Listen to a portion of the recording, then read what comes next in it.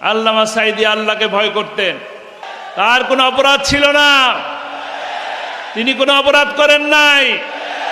50 বছর বাংলাদেশের প্রতিটি জনপদে কোরআনের দাওয়াত পৌঁছে দিয়েছেন, কোরআনের কথা বলেছেন। কোরআনের কথা বলা যদি অপরাধ হয়ে থাকে, আল্লামা সাঈদী বলতেন 1000 বার ফাঁসির মঞ্চে যেতে প্রস্তুত আছি। আল্লামা সাঈদী বলতেন আমাদেরকে বলো মৌলবাদী,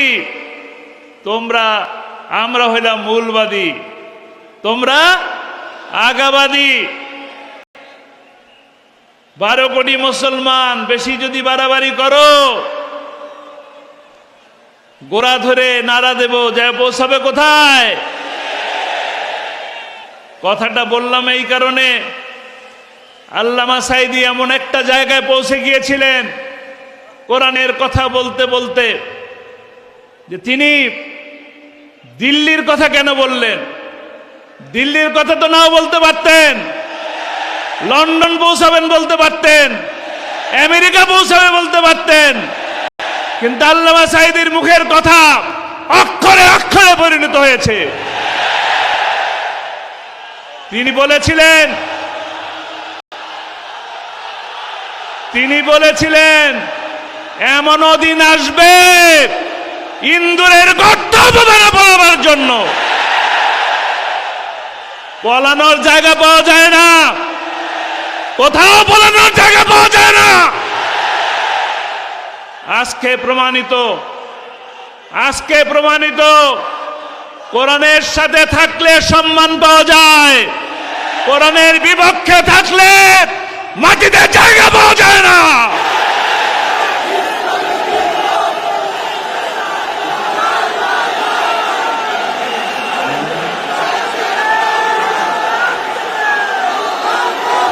আল্লামা সাঈদী এই বীর চট্টলার মানুষকে আল্লামা সাঈদী সব থেকে বেশি ভালোবাসতেন। 26টি বছর এই মাহফিলের এই মঞ্চে কোরআনের দাওয়াত দিয়েছেন। তার অপরাধ যদি থাকতো তাহলে প্রতি বছর 10 জন 12 জন 20 জন করে এই মাহফিলের এই স্টেজের উপরে তার হাতে হাত রেখে অসংখ্য মুসলিম ভাই ইসলাম ধর্ম গ্রহণ করেছেন। অপরাধ ছিল না, অপরাধীরা পালায়। কারা পালায়? অপরাধীরা পালায়। হেলিকপ্টারে করে পালিয়েছে কারা? তারা চোর। আল্লামা সাঈদী চুরি করেন নাই, দুর্নীতি করেন নাই, 10 বছর এমপি ছিলেন, 1 পয়সার দুর্নীতি কোথাও খুঁজে পাওয়া যায় নাই। 71-এ ধুলা তুলবেন না, 71-এর ধুলা তুলবেন না। রাজাকার এখন বাংলাদেশের একটি রাজকীয় শব্দে পরিণত হয়েছে। আমাদেরকে ভয় দেখাবেন না, নিষিদ্ধের ভয় দেখাবেন না। জামাত ইসলামে নিষিদ্ধ করেন, জামাত ইসলামে নিষিদ্ধ করার কারণেই 4 দিনের ব্যবধানে গোটা বাংলাদেশ থেকে আপনারা নিষিদ্ধ হয়ে গেছেন।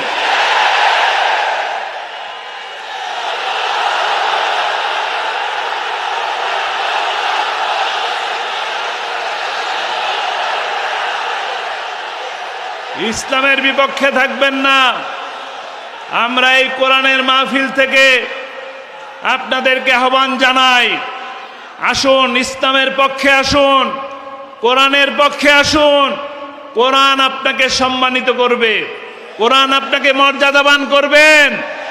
যেমনিতে করে আল্লামা সাঈদীকে গোটা বিশ্বের মানুষ মর্যাদা দিয়েছে, সম্মান দিয়েছে।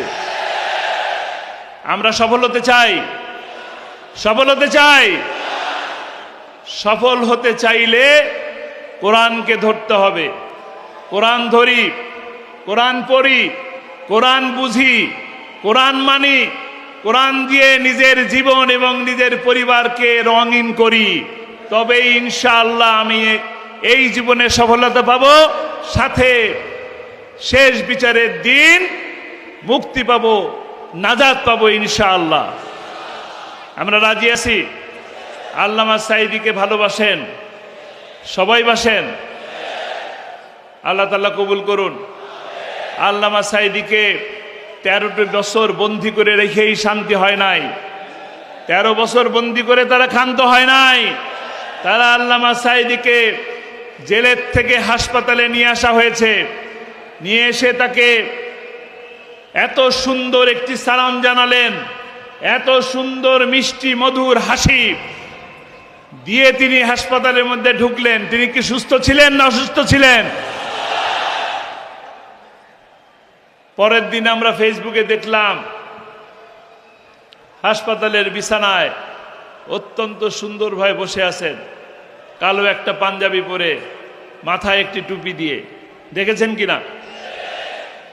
আমার পরিবারের সদস্যরা হাসপাতালের বাইরে ছিল, একজন মানুষকেও একবার দেখা করার সুযোগ দেয় নাই।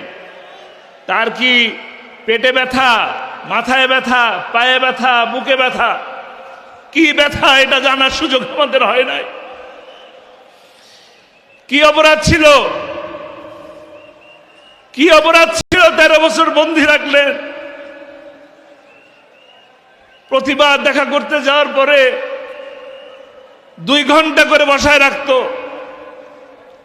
করোনার 2টা বছর একটা কথা বলার সুযোগ দেয় নাই, দেখা করার সুযোগ দেয় নাই। কিন্তু তারপরও যখন দেখা হয়েছে, কথা হয়েছে, জিজ্ঞেস করতাম কেমন আছে, সাথে সাথে বলতেন আলহামদুলিল্লাহ, আল্লাহ অনেক ভালো রেখেছে। আমাদের সাথে দোয়া করতেন। আমার জন্য অনেক মানুষ জীবন দিয়েছেন, কোরআনের জন্য অনেক মানুষ জীবন দিয়েছেন। আল্লাহ যদি আমাকে কবুল করো, একই আর জান্নাতে আমাদের সকলকে স্থান দিয়ে দিও।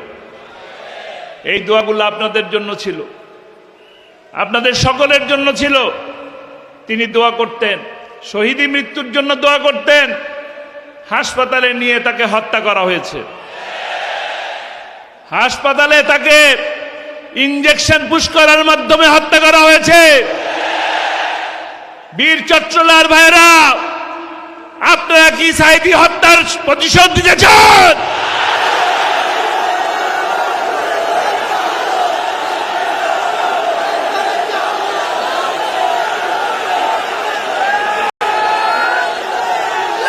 আমরা আল্লামা সাঈদী হত্যার প্রতিশোধ দেব ইনশাআল্লাহ। তিনি মাহফিলের শেষে এই মঞ্চে বসেই দোয়া করতেন, কোরআনের রাজ প্রতিষ্ঠা হয়েছে, এই দৃশ্য দেখে যেন আমার মৃত্যু হয়। কোরআনের রাজ প্রতিষ্ঠার জন্য 50টি বছর বাংলাদেশের প্রতিটি আনাচে কানাচে কোরআনের দাওয়াত দিয়েছেন। তার স্বপ্ন পূরণ হয় নাই, এই স্বপ্ন এখন পূরণ করবে কারা? ইনশাআল্লাহ। কোরআনের রাজ প্রতিষ্ঠা করার মাধ্যমে, কোরআনের রাজকে প্রতিষ্ঠা করার মাধ্যমে আল্লামা সাঈদীর হত্যার প্রতিশোধ আমরা নেব ইনশাআল্লাহ। রাজি আছি?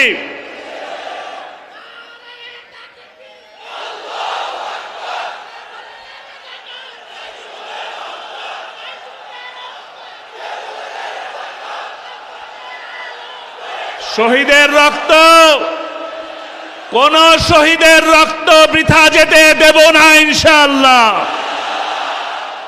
কোরআনের রাজ প্রতিষ্ঠার মাধ্যমে প্রতিটি হত্যার বিচার করবে ইনশাআল্লাহ। আল্লাহ তাআলা আমাদেরকে তৌফিক দান করুন। এই মঞ্চ অনেক আবেগের জায়গা। এই মঞ্চে ওঠার পরে প্রতিটি মুহূর্ত শুধু আল্লামা সাঈদীর কথাই মনে পড়েছে। এইখানে আসার মুহূর্তে প্রতিটি রাস্তার ভিড়ে ভিড়ে, সিগনালে সিগনালে তার কথা মনে পড়ছিল। কোন জায়গা যাব, এই জায়গায় আমার বসার কথা নয়, এখান থেকে আমার কথা বলার কথা নয়, এখানে আল্লামা সাঈদী থাকার কথা, এখানে আল্লামা সাঈদী থাকার কথা।